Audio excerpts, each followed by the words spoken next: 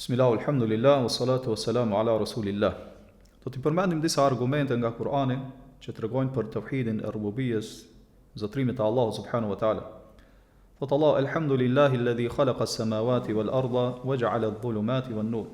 Do lavdrim dhe falënderim i përket Allahut, i cili ka krijuar qiellin dhe tokën, i cili ka krijuar qiellin dhe tokën dhe ka krijuar errësirat dhe dritën. Por thot Allahu subhanahu wa taala, qul man rabbus samawati wal ardi qulillah. Thuaj, kush është Zoti i qiellive dhe i tokës? Thuaj, ai është Allahu. Po ashtu thot Allahu subhanahu wa taala, Allahu alladhi khalaqakum thumma razaqakum thumma yumitukum thumma yuhyikum.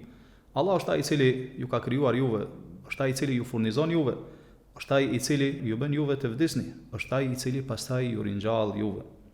Po ashtu thot Allahu subhanahu wa taala, hadha khalqullah fa aruni madha khalaqa alladhina min duni. Ky krijim që ju e shihni është krijimi i Allahut subhanahu wa taala. Andaj më tregoni se çfarë kanë krijuar të tjerët përveç Allahut subhanahu wa taala. Por thot Allahu, am khuliqu min ghairi shay'in am humul khaliqun. A mos janë krijuar ata nga hiçi, nga asgjëja, apo janë krijues të vetvetes? Por thot Allahu subhanahu wa taala, duke treguar për veten e tij, Rabbus samawati wal ardi wama bainahuma fa'budhu wastabir li'ibadatihi hal ta'lamu lahu samia. Ai është Zoti i qiellive dhe i tokës dhe çdo gjë e mes tyre. Andaj adhuroje atë dhe këmbgul në adhurimin ndaj tij. A e di ti dikë që është i barabartë me Allahun subhanahu wa taala?